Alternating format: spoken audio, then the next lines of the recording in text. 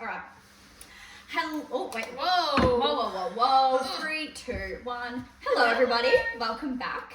Today is probably the most exciting video, at least for me. Someone's really excited. I'm really excited. I'm excited too. Okay, good. Okay. Basically, we're going to be doing a big deep dive on the Boys of Tommen series, which I'm so excited about. I read this series like June, July last year. You can only imagine that it was a whirlwind ride experience. Oh, it's such an experience. Such an experience. I'm like, yes, but be careful. Yeah. But like, I love have you. so much fun, but like, yeah. And go buy some tissues. And I was trying to convince Libby here, for no joke, 12 months. I said, baby, you just need to trust me on this. You just need to read it. And she's like, yeah, I just like don't really feel that like, you know, interested by like the story. I remember you genuinely saying this to me one time. I did it. And I was like, but I need you to read it anyway. I did it. One day. And then one day she sent me a text and she said, I just want to let you know, by the way, I've started Binding 13. And I, in all capital letters, went, what the fuck? Why didn't you tell me? She said, this is why I didn't tell you. Yeah. She was like, literally spammed my phone, and then every 5 minutes, what's happened? Where are you to? What's happened now? Where are you to? And I was like, this is why I didn't tell you. Have you gotten to this point yet? Have you read this part yet? Anyway, lo and behold, we've now both completed the series. Sorry, I was just checking our mic was on because, you know, we don't have a great track No, we don't. So we have both finished the series, me twice now, and we're going to do a bit of a deep dive. But because, look, I like to think I'm a bit of a connoisseur in the world of Boys of Tommen. She is. I've got a lot of haters on TikTok. Love you all. I like to share my Thanks for the opinion. engagement. Thanks for the engagement, guys. I really actually do love to talk about it, and I've made many videos about it, but we're going to delve into it. We're going to talk all about it, and we're going to start, I think, by just going over each book at a time, giving our like general thoughts, review, ranking kind of thing, beginning with Binding 13. From your point of view, what would you rate Binding 13? What were your general thoughts? I mean, I guess the general summary is that we meet Johnny and Shannon. Yeah. They become our main characters for the first 2 books. Shannon comes from quite a abusive household. Johnny, quite an abusive. She comes from an abusive household. She does. Let's say it. Okay, say it as it is. And then Johnny plays on the rugby team. They have a bit of a meet cute where he knocks her out with a rugby ball, and the rest is history. Except Johnny kind of gets himself wrapped up in her own world. You need to go read it to understand it. Tell me what you thought. I really did like this book. This is an almost 1,000-page book. Oh, she's a chunker. I mean, that I devoured in 24 hours. Yeah. And that was, I've set a record for myself. Over 800 pages. Okay. Well, either way. That's a chunker. That is a lot. That's a chunker. To read in one day. And I just feel like, it really took me by surprise, because you look at this and you go, holy fuck. That's a lot of pages. That's a lot. That's a commitment. Yeah. And so I was expecting it to, maybe just be a bit draggy. And I was really surprised on how easy it was to read as well, despite the quite obviously very upsetting content. Yeah. That's what I love so much about it, and I always tell people, I'm like, yes, there's a lot going on, and yes, it's a big book, but you genuinely like churn through it. Yeah. Like it is there is easy constantly stuff happening, and even when you're not dealing with the like really dark, horrific stuff that was happening in Shannon's life, even the kind of lighter chapters of Johnny's were like, they weren't boring by any means. No. So you're just constantly moving, which I really, really loved. I mean, I gave it a 4.25 out of 5. Okay. I gave it a 4. Okay, yeah. But I feel like it's really hard. You want to rank the couples together, like their 2 books. Yes. So it's really hard. But I gave Binding 13 a 4. Well, let's move into Keeping 13 then, which is obviously then part 2 of Johnny and Shannon's story. Yeah. I don't really know how to even give a synopsis of this book. Well, it's just a complete follow-along. It is literally from this book ends, and the next page, the first page in Keeping 13 is literally the next moment. Which, by the way, I empathise for the people who were I reading know. this at release time. Like, the people that genuinely had to sit there and go, Chloe, please release Keeping 13. Yeah. Oh my god. And look, I think she released in 3 3 to 6 months apart. But like that 3 to 6 months That would have been the worst 3 to 6 months of my brutal. life. This ends, and I was like, because it was chunker, and I was like, I think I'm just gonna tackle them one by one, and then like read something in between. This end, and I was like, where's the next book? Like, straight into it. Yeah. Couldn't resist. No, it's an unreal book, honestly. I genuinely think when I ranked the series, this is like my second or third favourite in the series. That or Redeeming is my fave.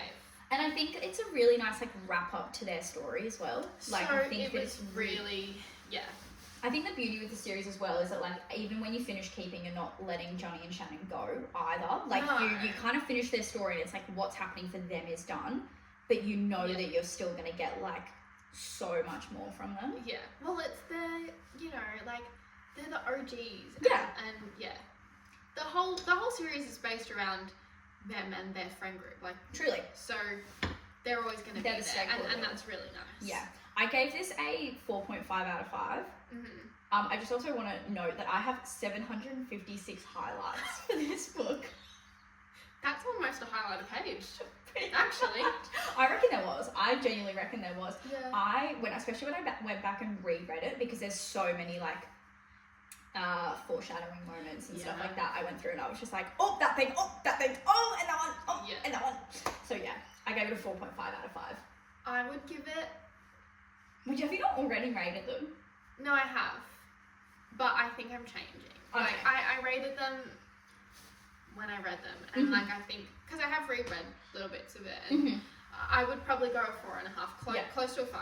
Like maybe let's say 4.75. Okay. I really, really enjoyed how their story kind of not wrapped up because like it's still but their portion like I thought it was really, really well done, and it just made you fall in love with like not only Johnny and Shannon but like literally everyone, like Johnny's parents, and like Gibbsy's so prominent in these books, and it just even seeing those little bits of Joey and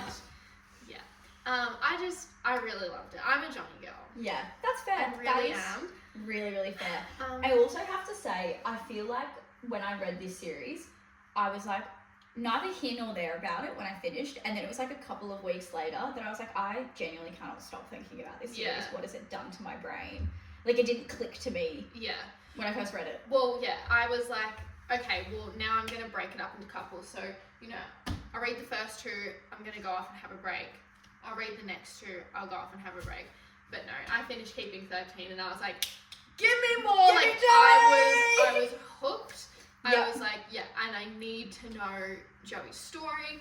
But before we talk about Joey and Eva, I feel like we should go through like maybe favorite scenes. Favorite scenes? Favorite Johnny and favorite Johnny and Shannon scenes? The hospital scene is like so heartbreaking at the end, but like so funny. Boom, boom, fucking boom, baby.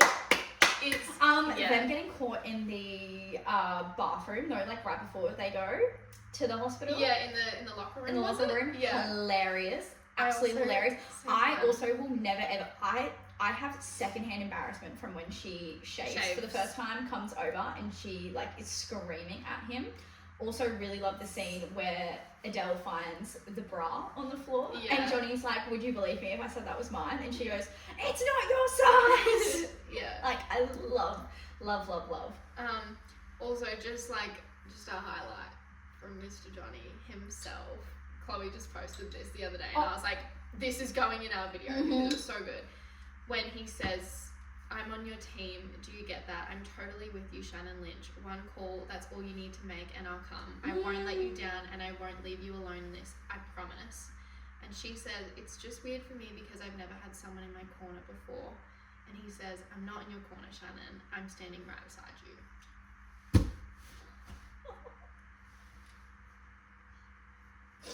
I love him. I love him so much. When he name drops her and calls her baby. Oh, on the bus. That's like a micro trope. I love when they accidentally call them like an endearing term for the first time. Yeah, like specifically baby. Oh, no, the one that I piss myself every single time at the way that she walks on the bus and he's listening to 99 Problems by Jay-Z. And I go, baby, all of your problems are to do with a girl. Yeah. Every single one of them. When he goes, when he tells her to listen to like track 9 or whatever it is, Yes! and it turns out being fucker gently is yeah. Love. And he was like, he was mortified. Also, just not related to Johnny and Shannon, but I guess another beautiful thing about the series is all like the little friendships that we get, particularly Johnny and Gibbsy.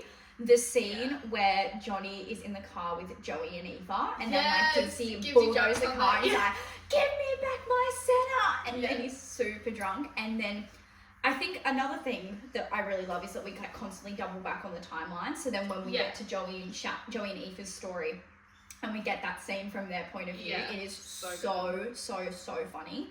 But there's so many moments between Johnny and Gibbsy that I was literally pissing myself. They're iconic.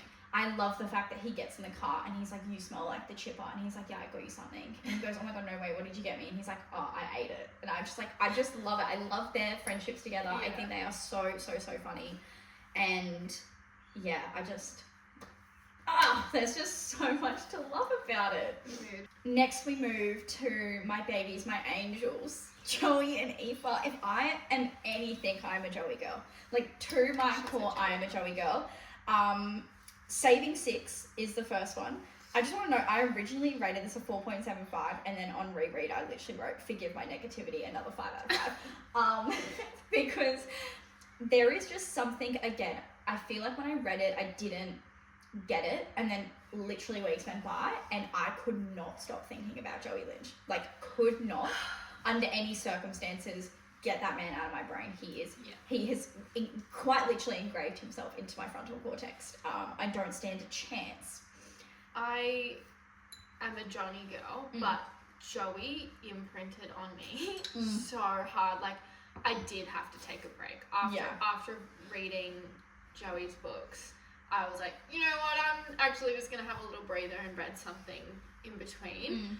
And I think it took me like a month to then pick up Taming 7.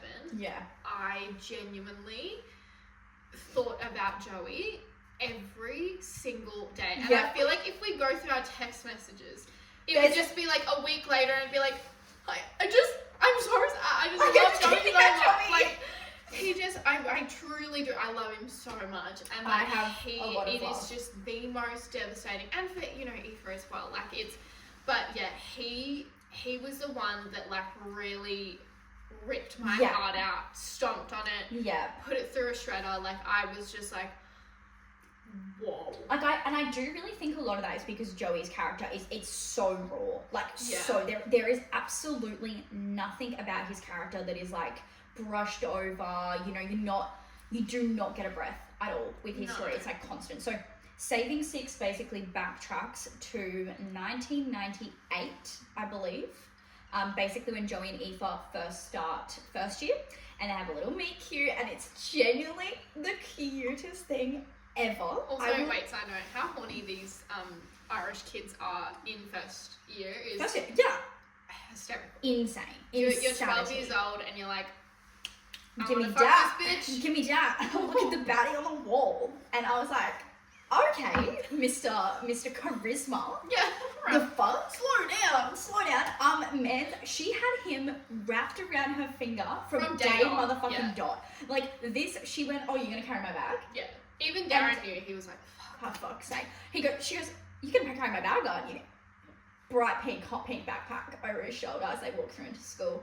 And then obviously Joe ends up getting a job working for Aoife's dad, which puts like a whole pause on their relationship. But then basically Saving 6 takes us all the way to the start of the Binding 13 timeline. So we get all of this backstory as to like what we see of Joey and Aoife in the Binding Keeping timeline. I loved this book. I love it so much. I do get the criticism on it. I know a lot of people are like, it's so unnecessary. And I go, no. I very much am like, I think that it was entirely necessary. Like, because then, right, so you say that's unnecessary, and then you read this, and you're like, it doesn't make any sense.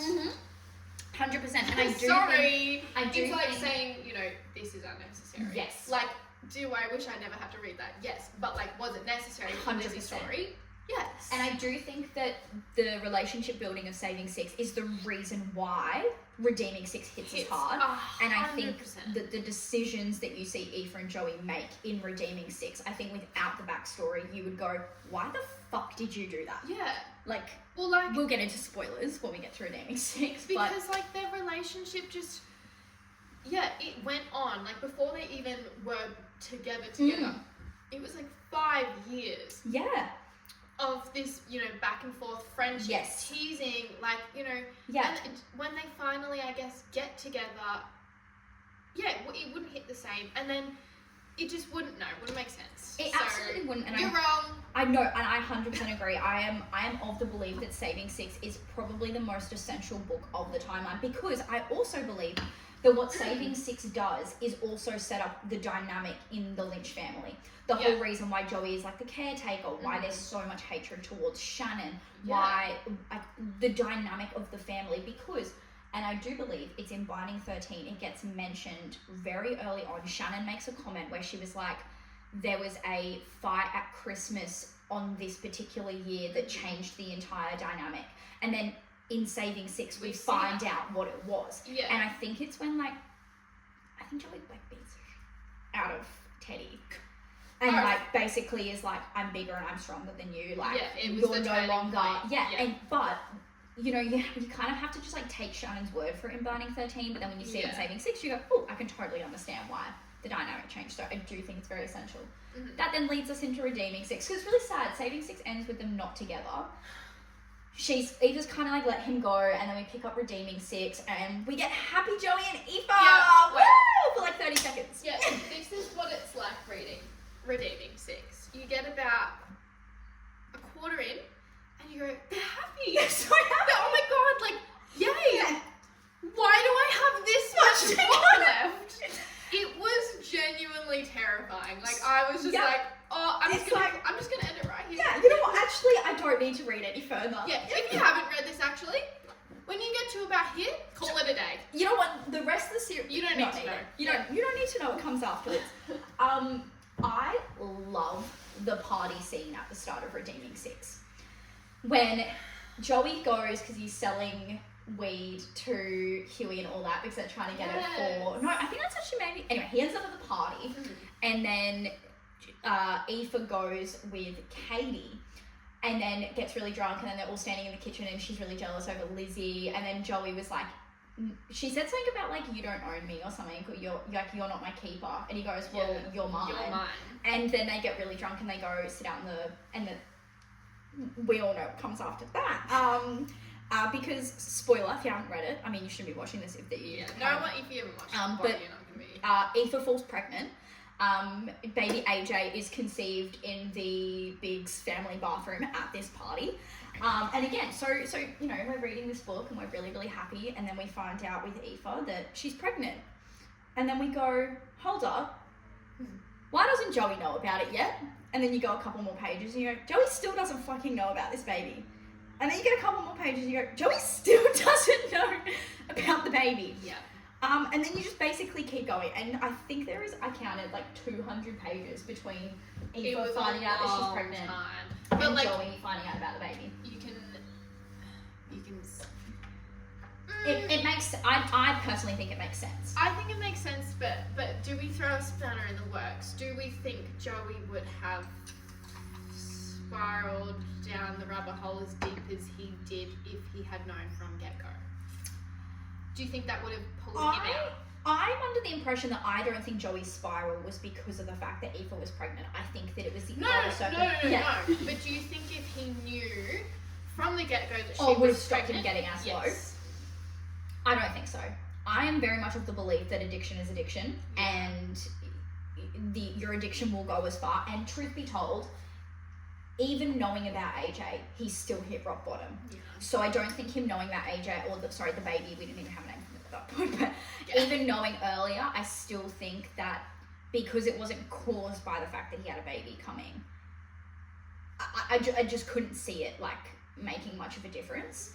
I there are so many times where I like genuinely wanted to rip my hair out of the scalp because I was like, Eva, just fucking tell him, and then she wouldn't, which I totally understand as well, because she was probably panicking about him spiraling, which I think is a very justified, warranted response to all of the people on TikTok who go, Eva, I should have told him so much sooner. She tried.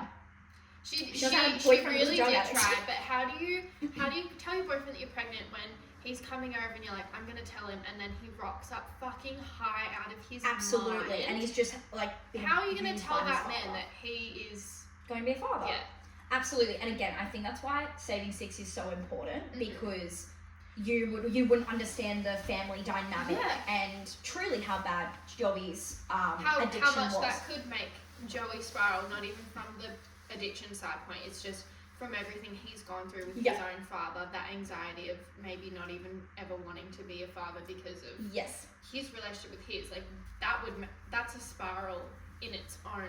Take out the addiction. Absolutely. And like he says multiple times throughout Saving Six, he's like, I never want to have kids. In fact, I've already got four that I have to look after. There's even a scene in Redeeming Six where she's sitting there pregnant and he's going, oh, I never want to have children. I'd rather jump out in front of out into moving traffic. And I went, oh my God, imagine having to hear that. And in that moment, you're like, Joey, shut up! Yeah.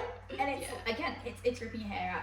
Anyway, we see Joey quite literally hit rock bottom. We recount the binding keeping timeline. Joey then ends up going to rehab as a result, and Aoife brings AJ into the world. My favourite scene, genuinely of all time, is when he comes back from... Well, actually, it's true. When he gets his very first phone call, when he's in rehab, and he calls her and she's like sat on the floor, she's an absolute mess, eating like frozen grapes or something, and he calls her and she literally just bursts into tears. I love that scene. And then when he comes home from rehab and then her water breaks, that, and then Gibbsy has to take him to the fucking hospital. And again, also Gibbsy in that book though, when he lent Aoife that money, Gibbsy showed the fuck up on I don't know where Gibbsy got that money from, but thank you so much. When he showered Joey completely butt naked as well in Johnny's shower. When they like found him on the side of the road, they literally took him back. And it wasn't even a question. They were just like, alright lad, let's get you fixed up. Which 5 fucking stars. That is like true friendship. True friendship. And I think for people, obviously, I know it's a fictional story, but like for kids that young to just like take that on and just be like, right, in the car, let's go, like over the shoulder, oh, you're vomiting black shit down my back, okay, in the shower you go. I just really love it, and I really love that book. It's a 5-star book for me. Like, there's no question about it. Redeeming Six, it is just 5 stars. I agree. I truly think it's the best in the series. Because, not even just because like we get our happy ending, that's 5 stars in itself, but also just the... I would like to word this. How we go so low. Yeah. The build up and the way you were taken through and like everything was, gets resolved. Like that story in itself is 5-star. Like it's incredible. Yeah, the journey that you go on with them. And I think because we start so early, you have so much time to like literally latch yourself onto them. That like you feel every single thing with them, so you hit that low. Well, because even like the things that you see of Joey in Binding and Keeping, when we're reading like Shannon's perspective, you feel like you get more than 2 books of Joey. 100%. There was one scene in, I think it's You Will Know. I think it's in Redeeming that I really was the only thing that triggered me really bad, and I had to like go for a walk. Yes. When Teddy comes home. Yeah. That was a really hard scene to read. So hard, and then what follows that as well, knowing how rough of a like mental state Joey is in, having that happen to Aoife, having her say, I look at you and I see your father. Whole like that. Well, that scene from Aoife was so fucked, and actually like Ellen is my witness. We were at work in our lunch break reading, and she said you just went white, and then started like pacing around, and I was like, I don't want to read it anymore. I don't want to read it anymore.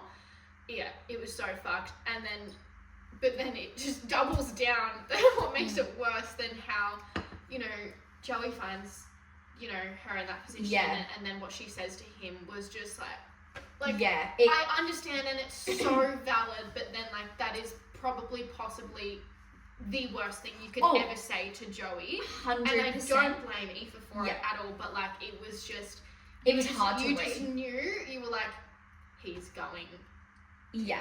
And that is like his, like, it's one of his big turning points in the book. And again, and that's so hard to read because you're like, no, like I know this is, you were finally doing well. Yeah. And it's so.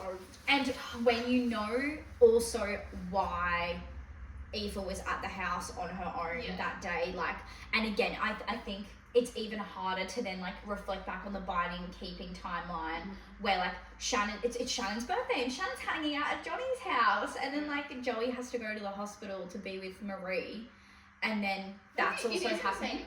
It's in Redeeming. It is? It's in Redeeming because she's pregnant at the time, and that's why he's so horrified about it.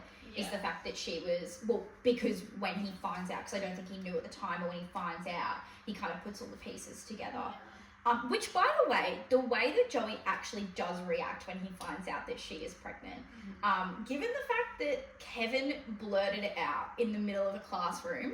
Fuck you, Kevin. Fuck you, Kevin. But props to him. He reacted so perfectly. I mean, I think he does take off, like, immediately, and then he comes to our house later, and he's like, I'm here, we're doing this together. I was just like, you know what, It just wasn't even a question. He was genuinely so shocked, but he was like, I support my girl. Like, and that, again, I don't think that would be realistic if Saving Six didn't exist. No. Like, I think if you just read Redeeming Six, you'd be like, what? Yeah. But with Saving Six, of course they would ride or die for each other. Yeah. So Alright, I feel like we should move on. Let's move on before we start crying. Yeah. So then we go to Claire and Gibbsy in Taming Seven. I'm very, very, very curious your thoughts on this, because I have a lot of thoughts around this book. There's a bit of lore around this book. I would love to know kind of how you felt about it. Apparently I feel nothing about it. So, Goodreads Tells says you everything. I feel nothing. I gave it a 4 stars. Looking back, that's because on Goodreads you can't do half. Why? Which part? Big old year of 2025. Are you telling me that we can't do a half star? Seriously. I always have to write at the top of my review. Yes. Because I'm like, I just want you to know that I'm not actually giving this book a 5 star. I'm giving it a 4 point something. Yeah. You know? So, it was a 3.5. It was 3.5 for me. Yeah.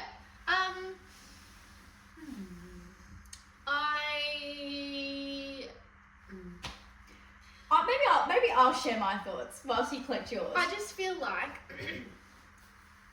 cute, but like you get maybe 2/3 in, and then you go, oh fuck. Yeah. Oh fuck. Yep. And then it's just everything's happening really quickly. All at once. Yep. And then it ends, and you're like, well, so it just makes the first 2/3 just feel a bit like nothing. Why? Yeah. Yeah. Like nothing. We maybe if we had known from the very start of the book what had happened to Gibbsy, and then seen how he works through that, Claire doesn't know. Yeah. And then at that 2/3 mark, she does find out, and then how they, navigate that together, I think it would be very different. But I just feel like the first, 2/3, half of the book is just, I mean, it's cute, but you're just like, especially following this. All of that, This emotional roller coaster. Not that Taming 7 isn't, but like the first half, you're like, it's flat. It is. Yeah. So a bit of lore behind the book. I've done my research. Basically, this was not meant to be the 5th book. The 5th book originally was planned to be releasing, or I think it was originally named Claiming 10. But a poll went up on the Facebook group and people voted because they wanted Claire and Gibbsy's story next. This was also her first book that went to Trad Publishing. So this was the marker point that all of these were indie published, hence why these editions exist. And then this one was her first one to Trad Publishing. Rumour has it that when it got sent to publishers, a heap of shit got cut out. And what we remain is with what we have with Taming 7. But there was a lot of edits and cuts that were done by publishers, and I guess, you know, if you're an indie author going to publishing with like your series, you're going to take the advice rather than having to like push and pull to go, actually, no, this is how I want to present it. My immediate thoughts was like, it had so much potential and it felt so fucking flat. Do you know what I reckon?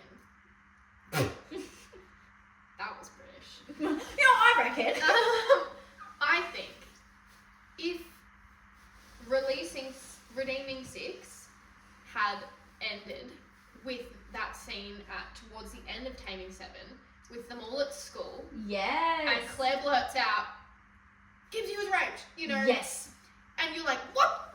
Gibbsy was what now? Like, what the actual fuck? And then it ends on a cliffhanger. And then you pick up Taming 7, and Taming 7, you now know that information, and yeah, maybe it does go back in time a little bit again, or maybe it picks up from that present, and then we have flashbacks. Yeah. I think it would have been so much more engaging. Yeah. And just would have made so much more sense. Yes. For them to have all of this like backstory between them, and I agree, because I think the beauty of like the binding, keeping, saving, redeeming timelines is that basically from the very first page of binding, you know what the fuck is going on in that Lynch household. You know what's going on, and so everything that Shannon and you see even Joey do in those early books is that like you've got that like ticking at the back of your mind. Yeah. We get Gibbsy's character, and we're meant to believe that he's like the really fun-go-lucky. He's like, you know, everything's just humor. You know, like even if it's hard, it's just humor. That's the personality that we're being sold. And, you know, then you get to his book and you're like, okay, we're going to like pull back the blind on Gibbsy and see what's going on. But you don't get that until right at the end. Yeah, you don't know. Like, he can't sleep on his own. Yeah. And he has all these things. But you're like, but why? Yes. And that's the problem, is that like you almost need to like reread it to get it. Which I don't think is necessary. Like, I don't think that should be the case. Yeah. And I just felt that it was really rushed. I agree with you. Like, there was so many things I felt like were repeated as well. And there was so many unfinished moments. Like, she takes in, like, in the bath. And they do a whole thing in the bath. And then that was just, like... And the next chapter is, like, we're never going to speak of that again. We're never going to work on that again. We just moved to the next thing. Yeah. And that's what I had a big issue with. There was just so many, like, jumps and jumps and jumps and cuts and jumps and jumps and jumps. And I don't know. I just felt like there was so much anticipation. I also felt like all of the chemistry that we saw in the earlier books between Claire and Gibbsy, it was just like, where was it? Yeah, I agree. Like, it just felt, do you actually love each other in that way, or are you just so comfortable with each other that, I don't know. I also do feel like, this is just like a hot take, I feel like they don't need 2 books. Okay. If it was written differently. Well, we obviously do now, because how it ended. I feel like we could have had a chunk up, like binding, and we could have just had their story done, start to finish. Yeah. I don't feel like they necessarily need 2 books. Understand why it was broken down. I think given the fact it's so closely intertwined with Lizzie's story, I can kind of understand that you don't want to like give everything and then take away the surprise elements, I guess, of Lizzie's story. But again, I just think it could have been done so much better. And look, I have no doubt the original draft that Chloe submitted was probably very, very, very different. Yeah. So, yeah, it was a 3.5 for me. I'm neither here nor there about it. It's literally bottom of my ranking. Like, it's a good book, it's a good time, but I just think that it wasn't orchestrated the way that maybe it should have been. Also, this was a random thing that I said in mine, but I was like, there was so much modern slang in terminology in it. Yeah. At random points. I think there was like genuinely at one point like I'm in my such and such era, and I was like, hold up, this is 2005. Yeah. Like Taylor hasn't even released debut yet. Like, come on guys, let's rate it in.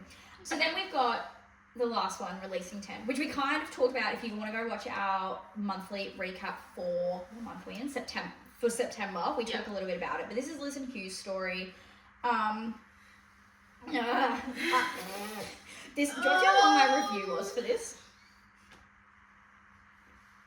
I wrote an entire essay. That is an essay. I wrote an entire essay. I think, to summarize, my thoughts on this book are that if you think that this is too dark and too graphic, you are living in a state of privilege. This is a real story for so many people out there. and to, yes, it might have been hard for you to read, but that doesn't make it unrealistic. That's also kind of the point. No That one is the should be point. comfortable reading about rape. No, absolutely It should not. it should make you uncomfortable. Absolutely. And to label it as too dark, too graphic, etc., I go, you are living in a really, really incredible state of privilege that you've never had to be exposed to this.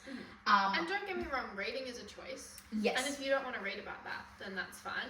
But saying, like, it's too dark for you. Yeah. Don't read it then. Yeah. And to say it's unrealistic, go step outside and touch some grass. Thank you very much.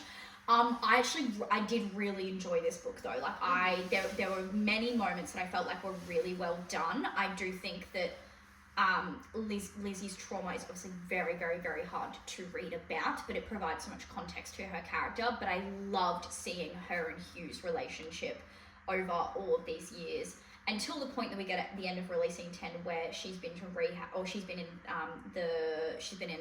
a mental health ward, and she comes back and she goes, I actually am happy to let you go. Which, by the way, was genuinely the most heartbreaking thing I've ever had to read in my life. Mm-hmm. This girl who has been through so much turmoil and been in... Did you hear that? Yeah.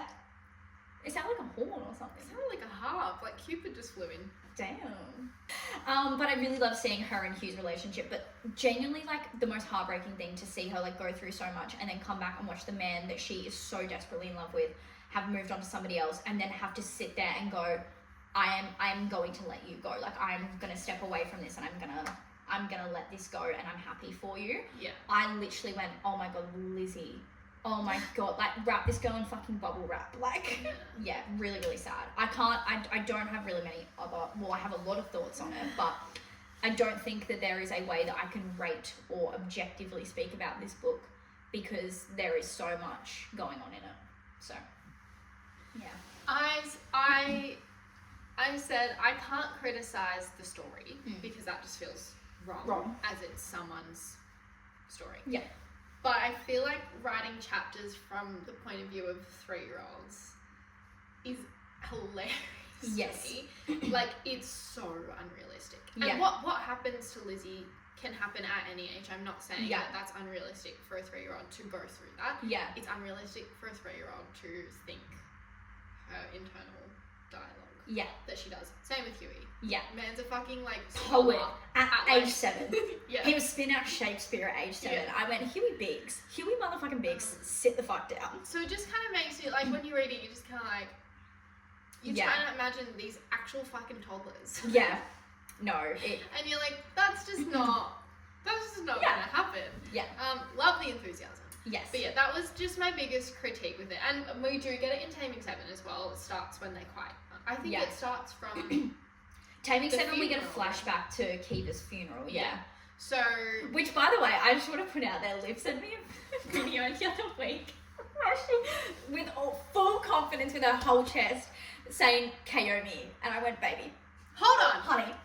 No, why is it spelled KO me? Because if it's not... Irish. Yeah, no, but, like, don't spell it that way then. And you're pronouncing Aoof.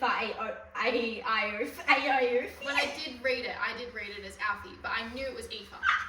I knew that one. It doesn't make Probably sense to me. I spoke about it all the time. Yeah, that's how I knew it. I also have a client that's called Aoife. I hate name. But, like, why... It's spelled Kaomi. I don't think that that's crazy. Just that Irish I guy, assumed it was just really funny. that it was Kaomi. It just made my day. It's like, how do you say Tig? Tig, exactly like that. Oh. Like the start of Tiger. Yeah, Tig. But Tig. it's like... Tig. Yeah. Well, do you know who Saoirse Ronan is? She's an actress. Yeah. Her name's spelled like Sairosc or something like that. Yeah, it's like Subrahan is like Siobhan. Yeah. Wild stuff. The Irish are crazy, but I love it. I really love it. Yeah. Look, I really liked this book. So, yeah, I think that it was good. I just hope that the next book in the series is Lizzie's, because I just need to see her. It's been confirmed. It's been confirmed that it is going to be Liz and Hughes next, and then it's going to be Claire and Gibbsy number... Where are we up to? 8. Book number 8 will be Claire and Gibbsy. And then apparently she's going to take a break, and then we're going to get the college years. So we're going to get them, like, going into college and stuff. What about Patrick and Katie? I think that will be college. I might get cancelled. No.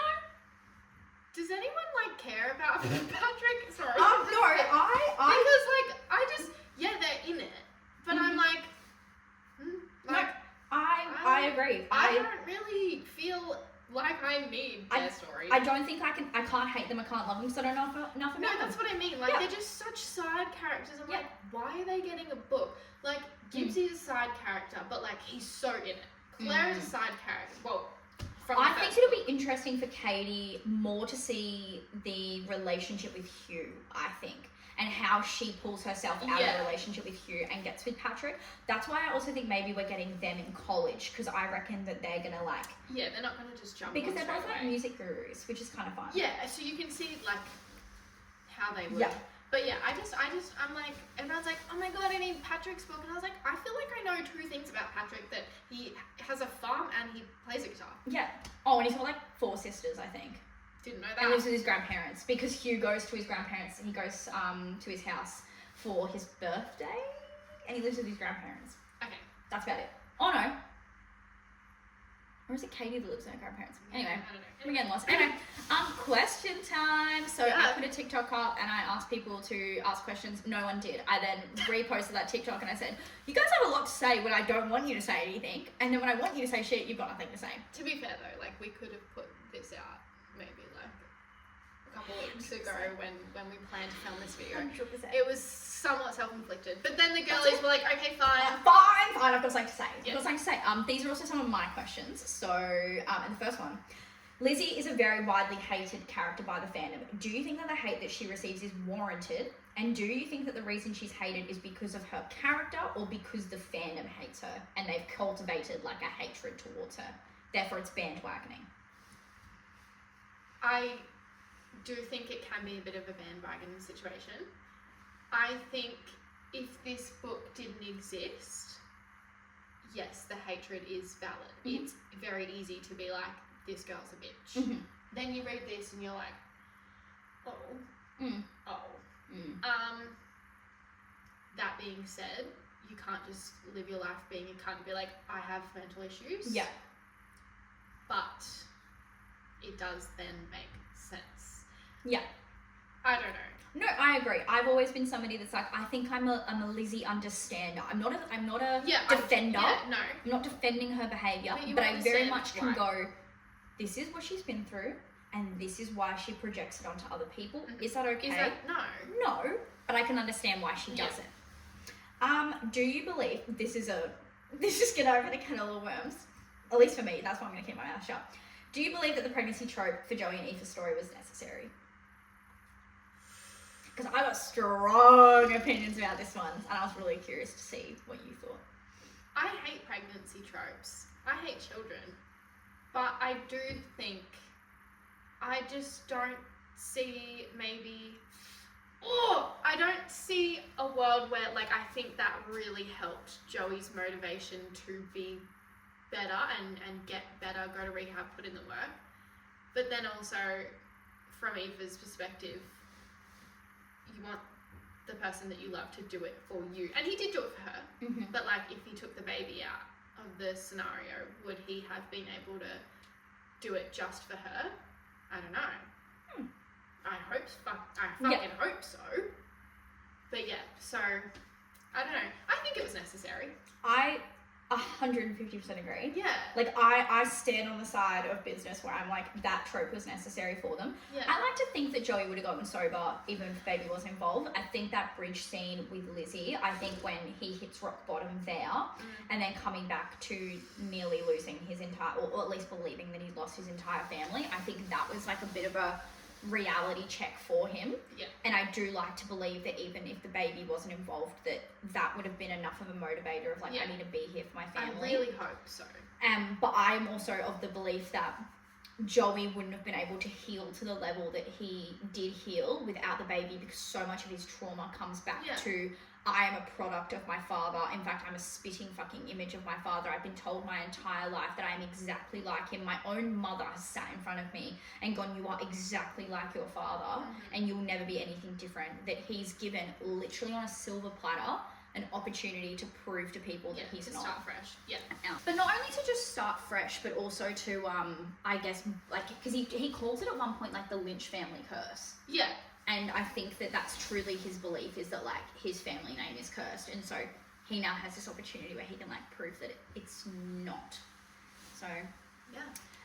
Johnny is believed to be a, quote, flawless character. I would personally disagree, but I would really like to know your thoughts. And I'm not saying he's a bad character. I just want to... I don't think anyone is perfect. Thank you. Thank you. Except for me. Yeah, obviously besides us. Like, we've never said anything wrong in our lives. Yeah, I don't think anyone's perfect. I don't think that he has any gigantic flaws, and I know you argue that he's very, I guess, like, selfish and, like, not self-obsessed, like, you know, has a very small circle of things that are really important to him, and that's all that matters to him. I wouldn't go against that to say that that's all that matters to him. I think if anyone came up to him and was like, fuck, I'm struggling, like, I don't think he would ever be like, oh, I'm sorry, mate, like, gotta go to rugby. Yeah. I think he has his priorities, and I think I'm very much like Johnny. I have a very small circle. I have things that are really important to me. I don't really have time for anything outside of that. Does that mean that I'm not super empathetic and, like, understanding of other people's situations, and if someone asked me for help, I would never ever decline, and I think Johnny is exactly like that. So I get it. I get having a small circle. I get the things that are important to you. I think it's just important that you don't let it blind yourself and cloud your judgment, and, like, not be aware of everything that's happening around you. Yeah, I like that. okay. Yeah, cool. Claire Biggs is the most privileged character. Agree or disagree? Yeah, well, she's the only one that hasn't really been raped, beat up. Gone through anything difficult in her life. Yeah, pregnancy. Yeah. Yeah, so, like, is that her fault? No. No. But, like, for the state of the question, like, yes, she is. Not by, like, that's not just, by choice. Yeah, like, good for, lucky girl. Yeah, I made a video about it on my TikTok once, because I had a lot of people commenting that, like, Claire was, what did they say? Claire was a really bad friend to Lizzie, and, like, you know, how could she not see what Lizzie was going through? And I was like, you have to look at it from the lens of, like, Claire has literally been forced by her family and by Hugh to have the most tunnel visioned view of the world. Like, her dad was locked up in the attic and dealing with depression, and it was like, oh no, he's fine. He said, don't even worry about it. Don't worry about it. Gibbsy's crashing the fuck out. Oh no, he'll be fine. He's gonna be around in a couple of days. And I think that attitude, like, carries through to particularly her friendship with Lizzie, where she's very much of the belief of, like, oh, you're going through something difficult, oh, a couple of days and you'll be fine. And I just think that it does lead to her being quite privileged in the sense that she cannot see when people are struggling, because she's literally been, like, conditioned to don't ask questions, don't think too deep about it, you know, just accept it and move on. Just be the happy-go-lucky girl, and, like, accept it and move on. Yeah. So this was actually a question that was on one of my TikToks that got commented. Do you think that Hugh and Liz are going to get married in the next book so that Hugh can have authority over Liz's medical treatments rather than her dad? That's a really... I've never thought of that, but that's really a really great thing to think of. I really have a strong belief that this theory is true. I really... that should happen. There's a scene in Releasing 10 where they talk about moving away and going to particular unis and stuff, and I was like, that's not there by accident. And then there was a Spotify playlist that Chloe made where Hugh comes into the room and is like, no, they said, like, you don't get to make that choice, and he said, no, I do, or something like that, and the dad's there. So I do think that. I think that's a fucking awesome catch and a really good theory, and I really hope that does happen. Not because I think that they should necessarily, like, get married, like, right now, but, like, for the fact of, like, being able to be in control of her, like, medical stuff. I think that's gonna be really freeing for Lizzie as well, to, like, get out of her dad's hold. Cool. All right, I've got some hot takes, some opinions. Right. These are not mine, these are from other people. Okay. So, I Give it don't... to me straight. Give it to you how it is. I don't care to see a Lizzie and Claire friendship again, simply because I don't feel like they ever had a monumental friendship. They've had too much resentment towards each other. Liz because Claire picked Gibbsy, and Claire because of Hugh / her treatment of Gibbsy, for me to be invested in them being friends again. Okay.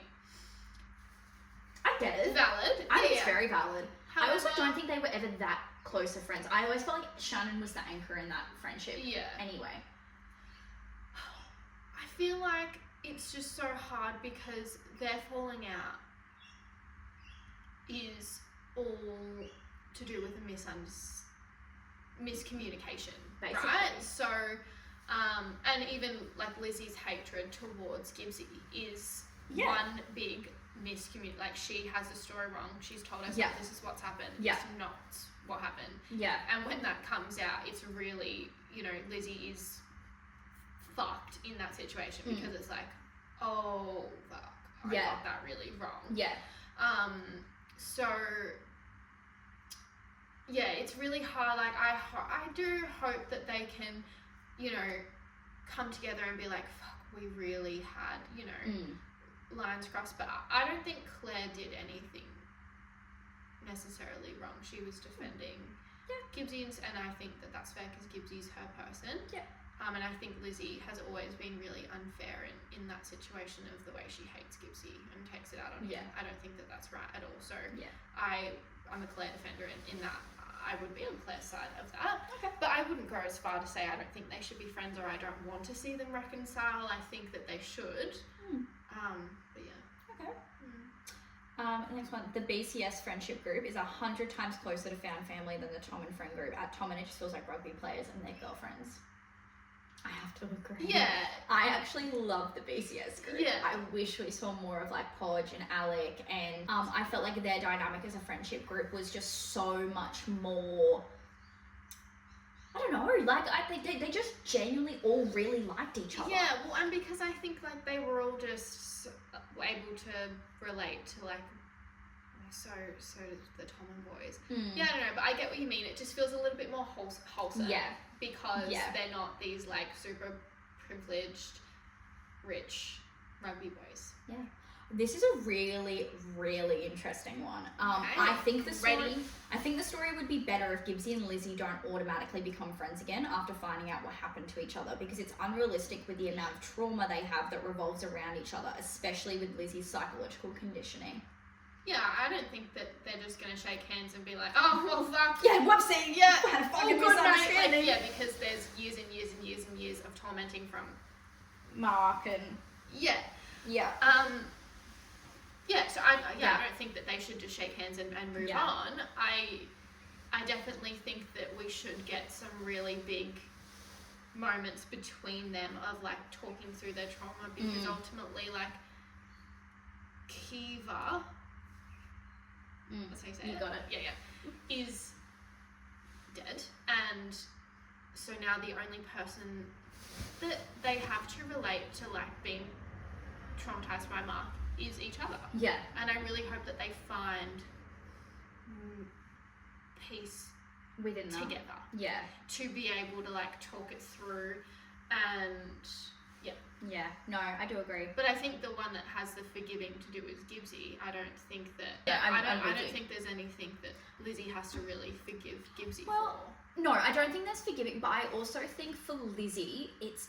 I don't think that she has, like, on purpose crafted this story and therefore has done this with intent.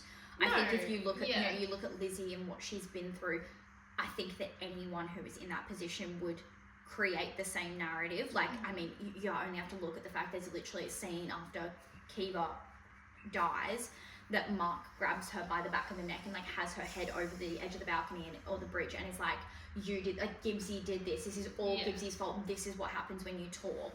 And, you know, for a child, you're gonna go, oh fuck, like, that's why that's why this has happened. So, but I think obviously as she's gotten older, it's going to be received with malice rather than it being like an innocent child who's made an innocent judgment. And I think with Lizzie as well, she knows that that's not the full story. Like, she knows, but when you've gone through something so traumatic like that, like, not only can you have, like, post-traumatic event amnesia, but then also, like, just to make sense of it in her own head. It's just Yeah. easier to have someone to blame. And 100%. Gibbsy was that, and that's what she was kind of conditioned to believe. And she knows that's not, things went on and that wasn't 100% right. Yeah. But like, I guess for her own coping mechanism, she was like, nope, I can't think about that moment. I can't try and piece it together anymore. Like, that's just, that's what happens. And that's, Yeah, and especially when, like, the facts are blurred in the way that it was. And, like, and you only have to look at throughout Releasing 10 when she goes through something really traumatic. She goes back to that, like, childlike state where she's like, this is just a monster, this isn't even a real person, I'm not even here right now. And so, you know, when you come back out of that to try and piece together, like, fact and fiction, it's going to be really, really hard. And so you can imagine there's a lot of moments where she's like, I know this isn't the correct story, but, like, I don't know what the factual version of it is. And so I do really, really feel for her in that sense. Gibbsy is by far the most emotionally intelligent character in the series. Interesting. I'm going to disagree. Yeah, I'm going to disagree. No. I think he is up there. Yeah. But I don't think he's the most. No. Because I do think if he was as emotionally intelligent as what this implies, he wouldn't be using humour as a deflection mechanism. Yeah, and I think he also would have maybe come out about what has happened. And maybe worked out that Lizzie's probably experiencing something similar, and maybe was able to watch what happened at the Halloween party where Mark fell on her and she screamed, like, ferally, and gone, ooh, that's weird. That's really weird. So, very, very, very interesting. But, I think he's quite emotionally mature, but I would honestly argue that maybe Johnny's the most emotionally mature. Huey? Oh, Huey's up there. Yeah. I think Huey's definitely up there too. Yeah. All right, these are just some general discussion points. We don't have to dwell on them for too long. This video is probably like 3 hours It's long. so fun. I'm going to edit it. I'm going to have a blast editing it. Claire and Huey's relationship and how they're hypocritical about each other's partners. I have always believed that the way that Claire and Huey, the way that Claire dislikes... I love their nails. Thank you, they're so sick. Yeah. I love them. That one's my favourite. I know, they're really, really cool. I literally screamed as I walked out. I was like, they look sick. Slay. Sorry. They're really cool. ADHD. I actually think that they are like really hypocritical, because if you look at like the reason Claire criticizes Hugh and Liz is she's like, that's my best friend, like, how would you know my best friend? And then it's like, but you're literally dating your brother's best friend, dude. Yeah. Like, come on. And again, I reckon that ties into Claire's emotional immaturity, and maybe the fact that like she's actually not as close friends with Liz as what she maybe has convinced herself she is. So, Huey being a quote rebrand in Releasing 10. Yeah, so that was like a big thing when Releasing 10 came out, is people were like, this is not the Huey Biggs that we met throughout the series, da da da da da. I call bullshit. Yeah. Like, we didn't get enough of him. No, that's what I mean. Like, he was in it a little bit more than Patrick, but like we really didn't see much about Huey at all. All we knew is that Katie used to plonk herself on his lap and they would make out at the table, and then Lizzie would give him death eyes from across the table. You know? Yeah. No, I don't think he's a rebrand. No. This is a really hot topic and something I feel very passionately about, but Johnny and Claire are basically the same person, but Claire gets hated on the most, and I 150% agree. I started an argument on TikTok where I was like, if Johnny was the one... You started an argument? I know! Oh my god, that's so unlike Crazy, right? Such different behaviour from me. That if Johnny was the one to find the letter from Gibbsy, he also would have told everybody at the dance. I stand on belief. No. They are both big bulldozers that go for what is right. They're justice seekers. I see that, but I think Johnny is too emotionally intelligent to have just dropped it on like that. I think he would have not given Gibbsy the chance to walk away, and he would have fucking grabbed him by the shirt and gotten him alone and been like, because like when you see Johnny's reaction in that moment, that broke me. Yeah. Oh, I don't think he would. Like, he was genuinely so shattered for his friend.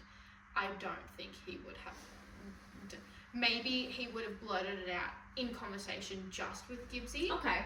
But I don't think he would have done it in a public setting like that. Okay. No. I do still believe that Johnny and Claire are very, very similar though. They're both very much like justice seekers. They want to do what's best for the people, even if that decision is not the best. Like, there was many times throughout Binding and Keeping 13 that like Johnny just went gun-ho. I mean, there was a reason he was called the Bulldozer. There was a reason why he kept...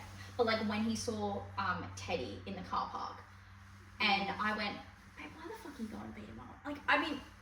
Like, slay. We know why good fucking good fucking for you. But I was like, that is a ballsy choice to make. And again, like, I think he's just like he does before he thinks, and I think Claire's a little bit the same.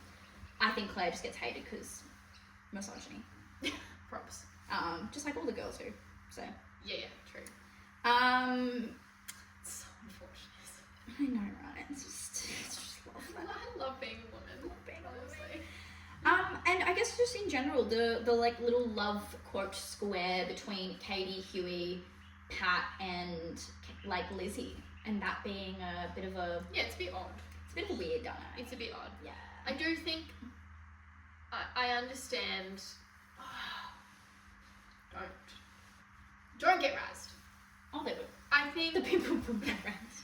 I think that from how emotionally intelligent Huey is, and the Huey that we see all throughout releasing 10, I don't think, and maybe this is why people are saying it was a rebrand. I really struggle from when I was reading this and seeing how much Lizzie means to him and everything that they went through, and then from what we saw in here of like Katie sitting on his lap at lunch and making out. It was really hard then reading this to be like, I just like can't believe he was doing that in front of Lizzie.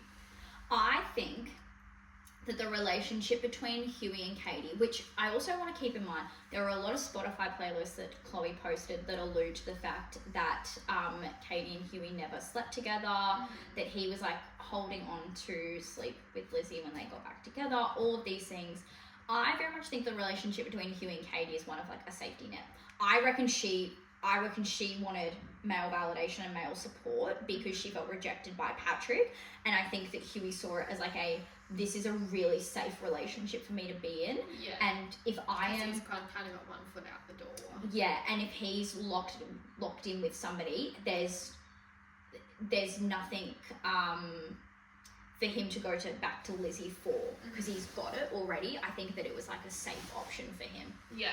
Because we see what kind of happens between Katie and Patrick at the party where he's making out with Casey outside and she catches him and then she's like, give me a fucking kiss to Hugh, and then go from there.